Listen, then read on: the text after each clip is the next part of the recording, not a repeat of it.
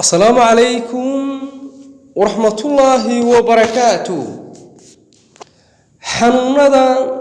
كدشا قفكا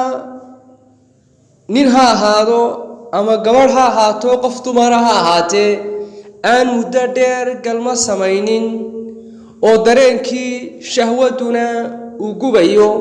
درينكا ينو نقال نقوقا حنوندا كدشا إن شاء الله إيغينا waxaa jira arintan aad iyo aad baa lagu kala duwan yahay dadka muslimka iyo dadka iyagu markaas aan muslimka ahayn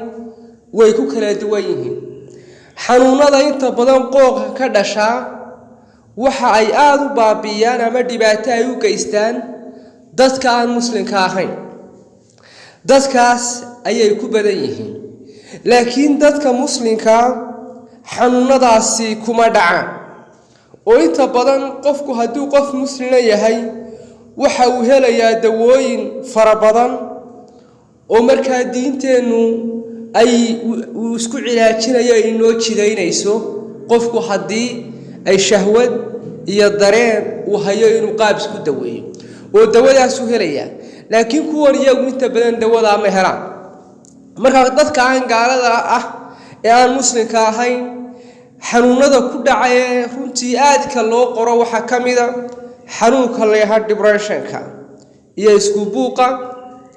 iyo sidoo kale dadkaasi in ay si toos ah isku arkaan xanuunada mental illness disease ka la yiraahdo ee maskaxda ku dhaca hadii qofku maxaa ku sababi kara la isweydiinaya qofku inuu sameyn waayo guur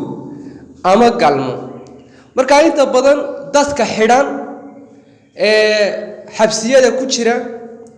dadka bila xorriyada dadka dhaqaale la'aanta aadka u baahsan ay ku dhacdo dadkaas inta badan waxa asiiba in ay guursanay laakiin qofka muslimka ah hadii uu xidhan yahay hadii bila xorriyad uu yahay hadii bila dhaqaale uu yahay uu ku guursado uu la yahay isagu wali dariiqooyin kale oo lagu dawoobo ayuu marayaa hadii day qof muslim ah oo dhabaho iimaankiisu buuxo uu yahay laakiin kuwani dawada ma haystaan tusaale ahaan dawada qofka muslimka Ilaahay siiyay ee diinteenu inoo jidaysay rasuulkeena sallallahu alayhi wasallam ayaa waxa uu leeyahay marka uu la hadlayo dadka dhalinyarta ee shahwada iyo dareenku uu ku badan yahay ee la doonayo inay guursadaan hadii guurkii ay waayaanba oo ay dhaqaale ahaan waayaan ama siyaabo kale ay waayaan dariiqo kale loo furayaa oo waa ka xadiiska rasuulku calayhi salaatu wasalaam uu leeyahay ya ma'shara ash-shabab man istada'a minkum al-ba'a falyatazawwaj fa innahu aghaddu lil-basar wa ahsanu lil-farj wa man lam yastadi' fa alayhi bis-sawm dhalinyaro guursada guurku faa'iido ayuu inoo tilmaamay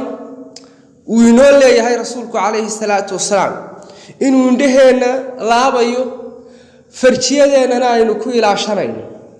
qofka laakiin aan guurka awoodin ha soo rabaayay rasuulku calayhi salaatu wasalaam bada qofku dawadaas ayuu isagu helayaa maadaama qof muslin uu yahay dariiqadaas iska maraya oo marka depressionkii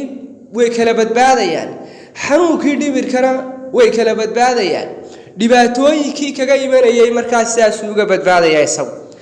laakiin dadka kale iyagu fursadan aan helin dhibaatooyinka ku dhaca ee xanuunada maskaxda ee qofkan ku dhaca waxa kamid ah xanuunka aynu tilmaamnay ee depressionka oo waliba chronic iyo severe noqda oo dawadiisu ay adkaato qaar kamid ah xataa waaba istilaamba oo way istaldalaan oo nafta iska jaraan marka ay guursan waayaan depressionkii ku bato chronic stresskii ku bato anxiety ku timaado xanuunadii maskaxda ku dhacay oo dhan ay ku soo wada ururaan marka dambe way quustaan oo give up ay galaan kadibna way istilaan iimaankii ka qaban lahaa inay istilaana dee ma haystaan oo fursad ma hayaan dibta noocaas ayaa marka qofka kaga dhici karta in hadii uu qooq ku bato inay la gaadho oo aan dee muslim ahayn